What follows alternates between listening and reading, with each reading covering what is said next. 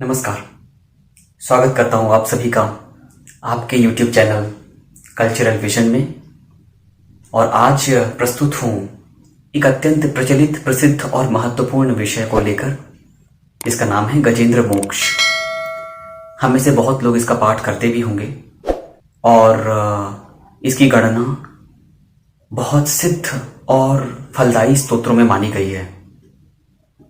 लेकिन आज मैं यहाँ पे इस विषय को लेकर प्रस्तुत हुआ हूँ कि हम गजेंद्र मोक्ष का पाठ क्यों करें। पाठ करने के लिए हमारे पास बहुत और अन्य स्तोत्र हैं। तो गजेंद्र मोक्ष का पाठ और अन्य स्तोत्रों का पाठ, इन दोनों में क्या विशेष अंतर है।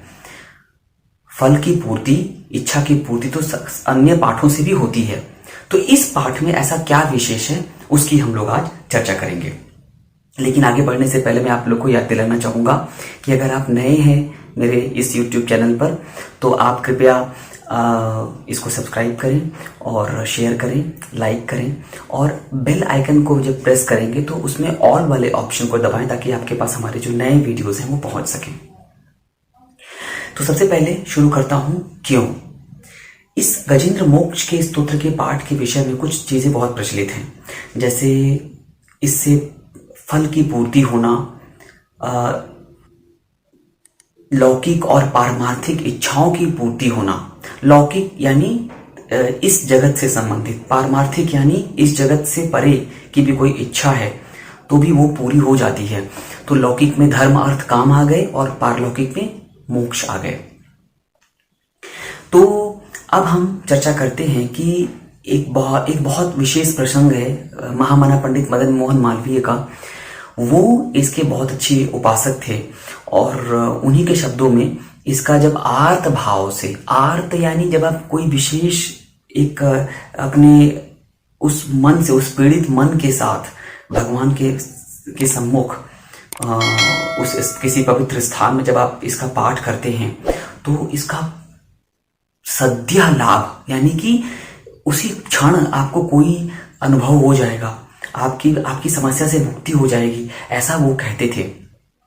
अन्य ग्रंथों में भी इसका उल्लेख आता है इस प्रकार से। और तो एक ये बहुत विशेष बात है। खुद उनके जीवन में जब कभी बहुत सारे ऐसे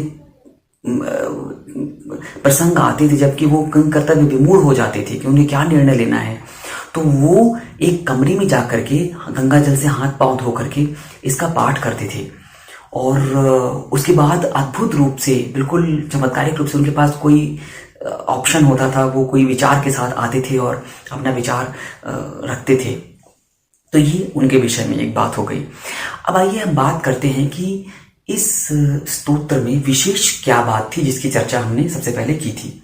इस स्तोत्र के श्लोक नंबर 25 को जब हम देखते हैं, श्लोक नंबर 25 क्या है वो। जिजी विषे नाह मिहा मुया की मंतर बहिश्चा वृतये भयोन्या इच्छामि कालेन न यस्य विप्लव तस्यात्मलोका वर्णस्य मोक्षम।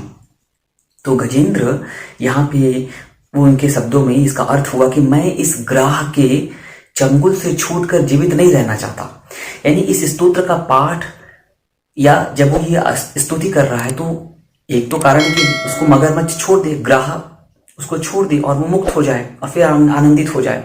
तो वो कह रहा है नहीं, मैं इस ग्राह के चंगुल से छूट करके बच के भी जीवित नहीं रहना चाहता। क्यों ऐसा बोल रहा है वो कह रहा है कि क्योंकि भीतर और बाहर सब ओर से अज्ञान के द्वारा ढके हुए उस जो प्रकाश मेरा ढका हुआ है, आत्मा रूपी प्रकाश जो ढका हुआ है, उस अज्ञान की निवृत्ति चाहता हूं। यानी नहीं ज्ञाने न सदृशम पवित्रम, तो उस ज्ञान की प्राप्ति चाहता हूं, उस प्रकाश की प्राप्ति चाहता हूं।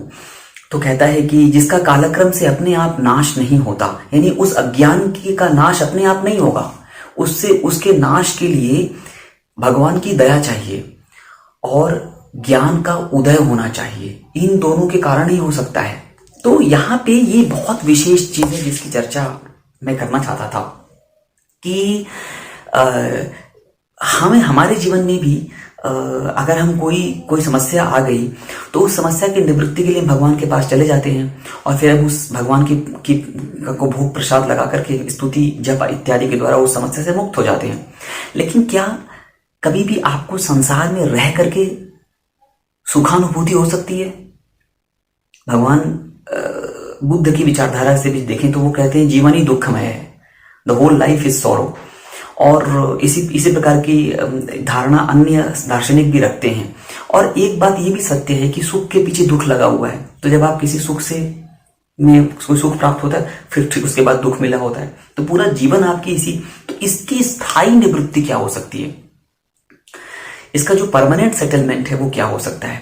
वो तभी है जब आप ईश्वर के साथ हो जाएं, आपकी प्रॉब्लम सॉल्व हो जाएगी। तो यहाँ पे ये जो है ये बहुत महत्वपूर्ण श्लोक है जिसकी चर्चा मैं करना चाहता था। आशा करता हूँ आपको ये बिंदु पर अच्छा लगा होगा। और फिर अंत में इसी बात के साथ कि अगर आप नए हैं तो सब्सक्राइब करना मत भूलें और लाइक करें, शेयर करें और बेल आइकन में ऑल के ऑप्शन को दबाएं। अगली वीडियो में मैं इसका संपूर्ण पाठ जितना शुद्ध बन पड़ता है करके आपके सामने प्रस्तुत करूंगा।